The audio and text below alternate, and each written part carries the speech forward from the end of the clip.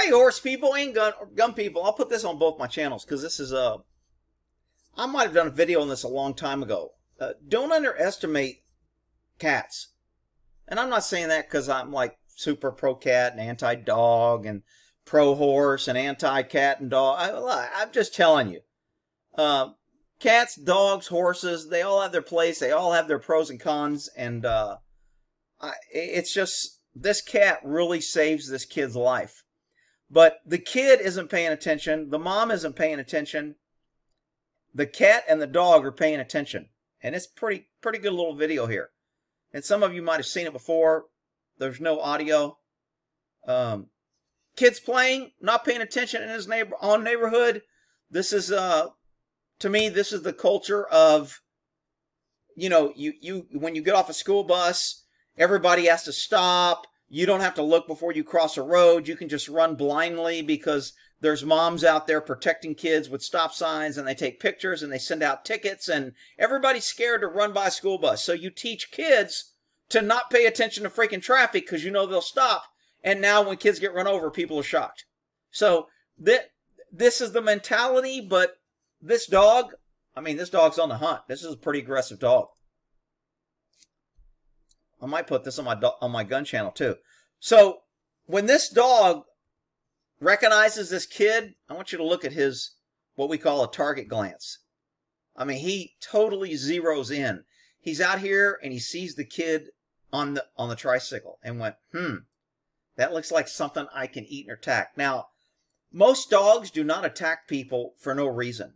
So to me, this is not the first time the dog has bit somebody. This dog has either been abused, he's had a hard life, he's been chased away, he's wild. People have come out and thrown things at him and hit things at him, so he's learned to dislike people, and he's learned to become aggressive and survivor. So when he sees this kid, I mean, his zero, and again, this is predator versus prey. Predators have eyes in the front of their head for focusing on their target, like humans, dogs, lions, hunters. Those are predator animals because they hunt. Prey animals have eyes on the side of their head so they can see predators attacking them in any direction. So humans and dogs and other predators do not have good peripheral vision.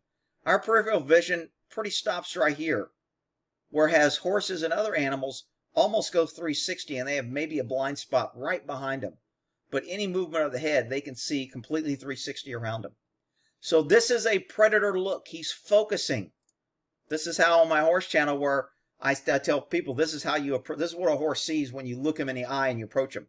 They don't care that you're saying, good boy, good girl, I love you, blah, blah. This is what they see. Holy shit, look at that predator come and eat me. So this dog, pretty aggressive. Man, he is on it. I mean, it's just amazing. Once he gets his target identity, boom. Target, boom. Man. Tail goes up. He was going to go this way and go underneath, and he decides to go around. People say, dogs can't reason. They don't know. Look, this dog knows. He freaking shot right around his car. Sees the kid. Remember, he almost went under the car because the kid was probably about here when he almost went under the car because he was going in for a straight end approach. Predators usually go straight. That's why if you ever want to catch something that's a prey animal and you go straight in, it usually doesn't work out. They think you're attacking them. Predators go straight. They focus. They get tunnel vision. For my cop viewers, my cop channel viewers, my gun channel, tunnel vision, part of fight or flight. When you're defending yourself, you lock in on a threat. You get tunnel vision. This guy is fight, but he's hunting, and he's locked in on his threat. Kid is clueless in his blind zone. He's a predator, but he's not acting like a predator. He's got his pink shirt on. He's learned how to be tolerant and acceptant. He's learned how not to fear his neighborhood. No reason to look. Everybody's going to protect me. I can run around and not have to worry about being observant. That's what we teach kids.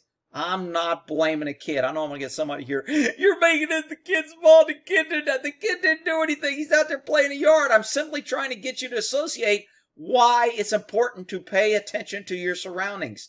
Why you need to treat your environment as if there's threats there, or if there is threats, have a plan, or be aware of threats. I don't think this kid could have done anything to stop this dog. This dog is on a mission. The second he saw him and went after him, he was going to get this kid. So you notice the dog slowed down a little bit as he come around the car. Watch this. Watch his stalking behavior. Pause. Slows. Comes in. Kid has no clue. Dog got this close. Kid has no clue. Not his fault. I'm not blaming the kid. The dog knows this. The dog's like, oh man, this thing's easy. I can bring this home and have a meal.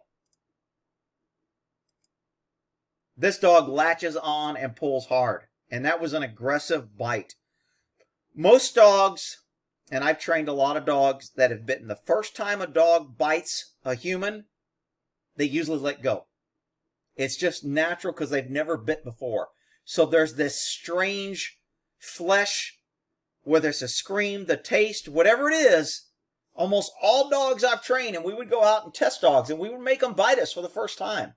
And almost all dogs, even though we were trying to get them to bite, agitating them and teasing them, when they bit, they usually let go immediately because it was formed. This dog does not let go. He grabs, yanks his head, goes into an aggressive chew bite, and he drags off his prey. Man. Okay, here comes the super cat of the freaking day. This cat is like, I mean, this cat better be eating freaking steak for the rest of his life. He better have an air-conditioned freaking litter box. I mean, this cat literally saved this kid's life. Because this dog, the way he went after him, once he grabbed his leg, he was going to let go and probably go for his throat. And this dog did not see this cat as a threat. Now remember, cats' eyes are in front of their head. They're hunters. They're attackers. Look at this freaking cat go to the rescue. Woo-hoo-hoo-hoo-hoo-hoo! You go, boy! Man! Watch this cat. He goes straight for the face, claws, kicks, turns his back on the dog. The dog is like, holy shit, I don't want no part of this. This is what I talk about for my gun channel, violence of action. This cat has great violence of action. When he attacked with such great violence and speed that he overpowered, overwhelmed, and shocked his attacker, and his only option was to retreat because he couldn't even formulate a plan. His whole plan went to hell because of the speed of this cat. And he was like, holy shit. Man, what a great freaking cat.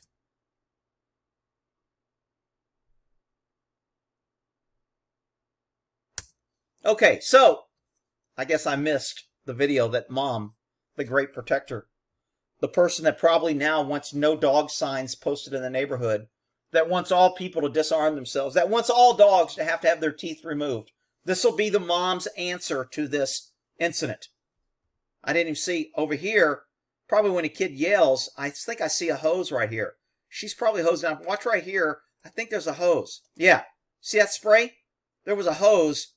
Let me see if I can get it on camera. Right there. See right here, that spray? I think she's hosing down something right there because there's a little bit of hose spray.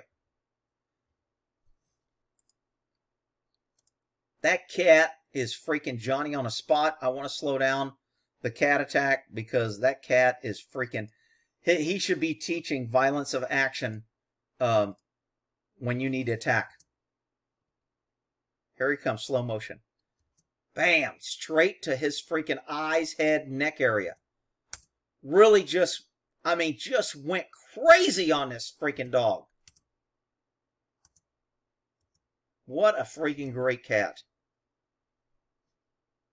And he chases the dog more. He's like, yo, come here, bitch. I ain't finished with you. Shit. I freaking love this cat. I love my cat. But I don't think Smokey's going to come out and protect me if somebody's chewing me up. This cat is badass. Not only did I get you off, get off my yard, punk. What a great cat. Wow. Now the cat had him on a run. He didn't want to eat the dog. Cat went back to reevaluate. took cover and concealment.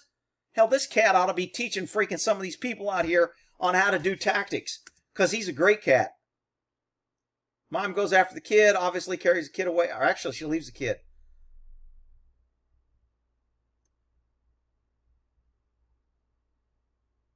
Kid's able to run off. Probably got a pretty good puncture wound. This kid probably has less damage because he didn't fight the attack. Most people that get attacked by dogs, their fear and try to get away causes more damage. As a matter of fact, that's a great video to bring up this thing here. One of my viewers wrote me this email, and I thought it was pretty freaking cool. So I took away her name. I cut out her name and email address because I don't want to give that out. But let's see what she wrote me. Rick, I wanted to thank you for your video on how to survive police dog attacks. My tenant had a Boer Bull South African Mastiff. I don't know what that is. I think I've heard the name, but I don't know how to say it. His master was killed on 5/20. On Sunday, he viciously attacked me. This is a woman, okay? I'll give her first name, Lori. So, Lori was attacked after this guy killed his master. H sheared, I'm assuming he sheared both bones in my left arm in several places. By letting him have my left arm until I could beat him off, my arm will heal with little permanent damage. I heeded your advice, and I wanted you to know your little video probably saved my life. Thank you so much. The dog has already been put down. So I thought that was pretty cool. I like when my videos help people. That's why I do these videos, contrary to what people want to think the reason. I'm not even sure why people think I do videos. But anyway, it's to help and educate people. And on that video which she was talking about, I told people, look, when a dog attacks you, don't try to run. Don't try not to get bit. Don't try to panic and run and step away and push and fight and pull. All that will get you tore up. Feed him your weak arm. Let him have that. And that way you can control at least a little bit to where you can grab him by the throat, poke his eye out, stab him if you got a knife on you, pull a gun, etc. Give him your weak arm and let him have it. You got to sacrifice. If you have time, you can get your jacket off and wrap it around your arm before you feed it to him, and then you'll have some padding and stuff. A lot of times you don't have time. But what does most damage is fighting, running, and trying to pull your hand out of an arm or leg out of a dog's mouth. This kid did not do that. He was shocked. He didn't have the strength. He lost footing, and he was dragged. So his injuries are probably puncture wounds, maybe a couple tears. Had he fought, kicked, pulled, somebody grabbed the dog and tried to pull him off, he would have long rips and tears and need a lot of stitching. He would pull muscle off. The dog would have been re-gripping and re-biting. So it's usually better if you can think like Lori did. Take the first bite, give him your weak hand, and then deal with that. Leaves your strong hand able to deal with him. And again, you know, I've been bit before, and I've swung a dog into a tree. I've been bit before, and I was by a car, and I swung him around till I got the door open, grabbed him by the throat, got the door open, threw him in a car, and slammed the door shut. You know, I got him between a fence. I threw him behind a fence, and then I was on the other side of the fence. So there's a lot of ways to get a dog off you, and I've done quite a few because I've been bit so damn many times. I mean, when you're training and buying new dogs and trying to see if they'll bite, and then when they don't bite, you try to get them to bite, and then all of a sudden they do bite, and you're not ready, and they don't bite where you want. So, I mean, look, dog training has taught me a lot about animal behavior, getting bit, etc., but I'm telling you, this is a great video on tactics, violence of action, speed of action. Don't give up. It's not the size of the dog in the fight. It's the size of the fight in the dog. This cat was small, outpowered. This dog could have easily killed that cat had he bit him and broke him and stood his ground and fought. And instead, he was surprised, overpowered, attacked quickly, and had no idea what happened. So he ended up bailing, and the cat became the victor of the day. I love this kitty. I would send this kitty little treats if I knew where the kitty was at. But anyway, great video, good learning video. I might have done a video on this a long time ago. I don't know how I got turned on this. It was suggested, somebody sent it or something, but lots of lessons to be learned in this video. All right, we'll end that there.